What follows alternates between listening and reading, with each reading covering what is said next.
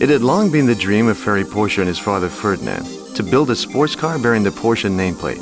And in June of 1947, a new project was born, 356. The low-slung aerodynamic Porsche 356 Roadster was unique in itself with its aluminum body, mid-engine, and four-cylinder power plant. It was destined to become a classic. The first 356 Roadster was tested early in 1948, and a coupe followed later in that year. As with today's Porsches, the 356 used a horizontally opposed or boxer engine mounted in the rear, and the first cars produced just 40 horsepower. Early in the life of the 356, cars were assembled in Austria because of difficulties faced by automakers in post-war Germany. But by 1950, production returned to Porsche's Zuffenhausen factory near Stuttgart, where 911s and Boxsters are built to this day. Even Porsche didn't see the full potential of its new sports car and planned to build just 500 of them. By 1951, demand had become so great that over 1,000 356s had been delivered, and by 1956, 10,000 were on the road, and the future was bright. Throughout the 1950s, the 356 won worldwide acclaim. Engine sizes grew as enthusiasts demanded more power for road and track.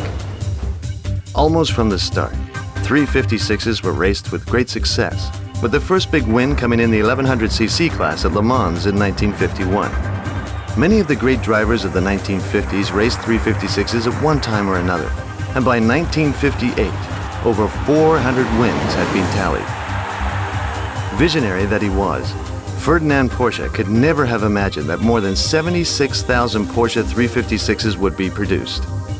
This classic design would endure until 1965, when the last of the marquee rolled off the assembly line. Sleek and refined, all 356s, and especially the legendary Speedster versions, are now prized collector cars, and many are still raced in vintage events to this day.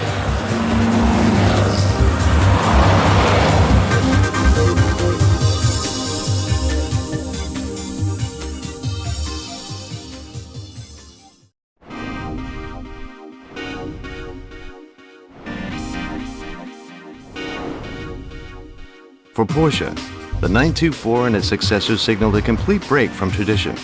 The sleek coupe had its four-cylinder overhead cam engine located up front, and it was water-cooled, thus creating a completely new design concept for Porsche cars.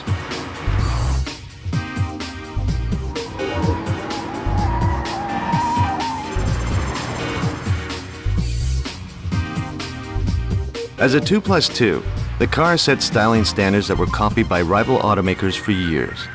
Its four-cylinder engine of just under 2 liters produced a surprising amount of silky power for its size, a characteristic of every model in the series. The 1981 Le Mans 24-hour race saw the debut of a new version of the 924 with turbo power and a more advanced engine design. The car was topping 180 miles per hour on the straights, and it became clear to excited Porsche fans that this new engine was extremely competitive. The new generation coupe was called the 944, and again it set standards for sports car design and performance. With its 2.5-liter power plant and flared bodyside panels, the car looked fast just sitting on its stand when it was launched at the Frankfurt Auto Show late in 1981. The engine used twin-balanced shafts to give it the smoothness, power, and response of a 6. The ultimate embodiment of the series was the 968, produced in coupe and convertible styles. The 968 incorporated slick aerodynamic styling features, and its 3-liter power plant was taken to an even higher level of efficiency and performance. Even today, the 968's power unit is considered a benchmark of four-cylinder engine design.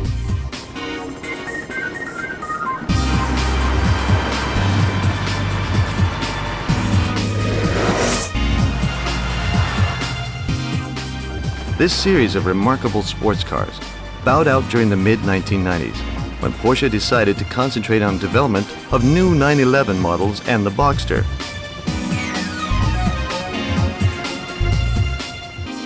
Although these stunning cars, the 924, the 944, and the 968 are gone, they are not forgotten.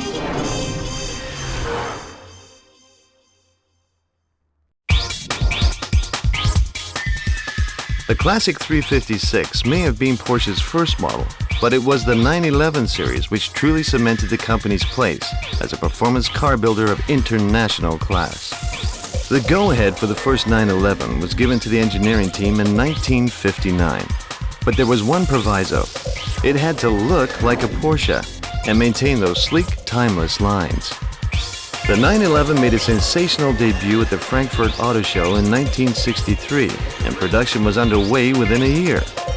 Departing a little from 356 tradition, the car was a 2+2 and boasted a 6-cylinder engine.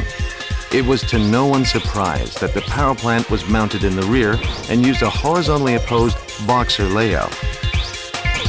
The 911 evolved steadily over the years, but always retained the same basic shape and powertrain. The 911 went from strength to strength as ever more powerful and innovative variants appeared. The legendary Turbo debuted in 1974 and set new standards for ultra-high performance sports cars. Porsche's cleverly conceived 911 Targa model, with its built-in rollover bar and removable roof panel, set a trend that was widely copied by rival makers. Today's 911 series, the first complete re-engineering of the original concept, includes Carrera, Cabriolet, and Turbo versions. The cars are faster, more agile, and safer than ever, and the flagship Turbo boasts more than 400 horsepower.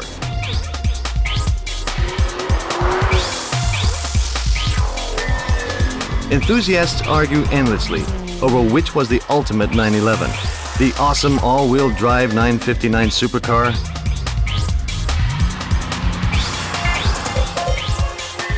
the aerodynamic GT1 Le Mans racer,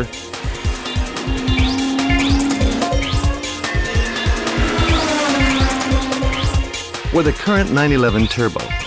All are direct descendants of one of the most successful and enduring sports car designs of all time, a mark of excellence for rival automakers to follow.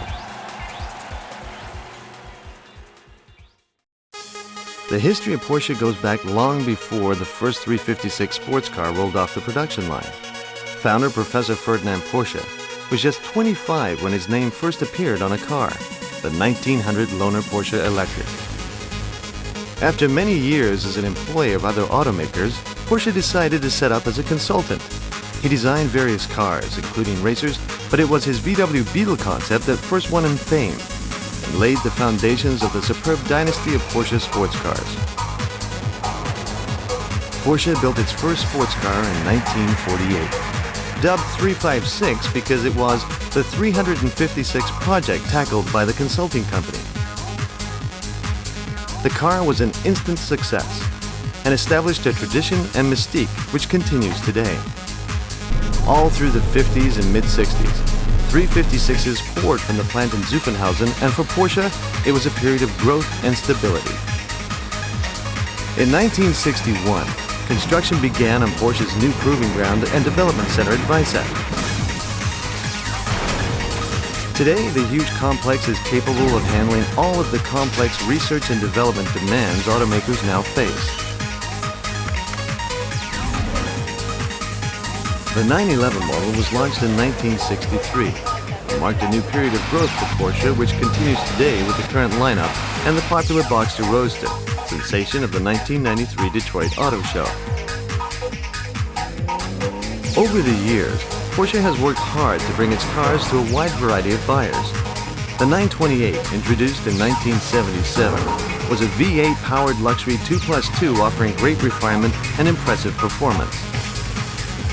At the other end of the scale, the 914 6 mid-engine sports two-seater, introduced in the late 60s with its removable roof, was aimed at a more affordable market segment. Both won plenty of fans, and the models had no lack of Porsche mystique. Today, Porsche is enjoying record levels of success as a specialty automaker and operates manufacturing facilities that are among the most advanced in the world. The future is assured, and the legend continues.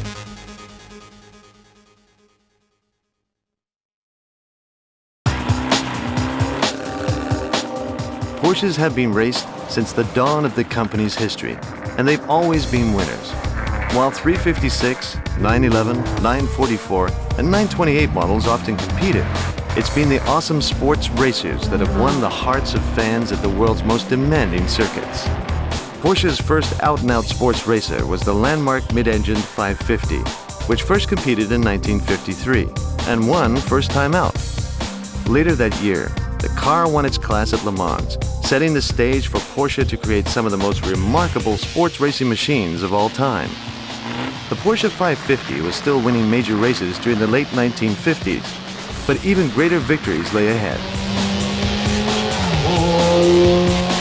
In 1964, Porsche revealed the 904, still judged one of the most beautiful race cars ever built. The car was a huge success and took the winner's laurels in Sicily's fabled Targa Florio in its first year of racing.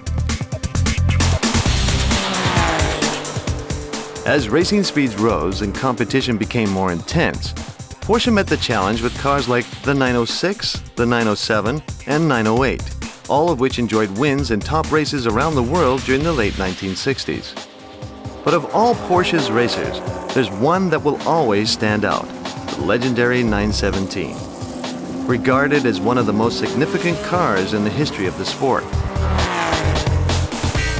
First shown at the Geneva Motor Show in 1969, the 917 was lower, sleeker, and more powerful than any sports racer that had gone before. And the car was not just a good looker. It won 2 times at Le Mans, and in turbocharged form, dominated the hotly contested Can-Am series in North America.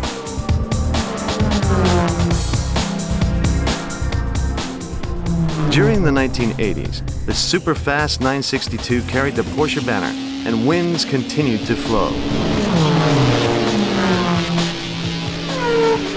Porsche's most recent victory at Le Mans, its 16th, came in 1998, with the 911 GT1 1-2 victory. It seems certain that as long as there are Porsches, there will be race-winning Porsches.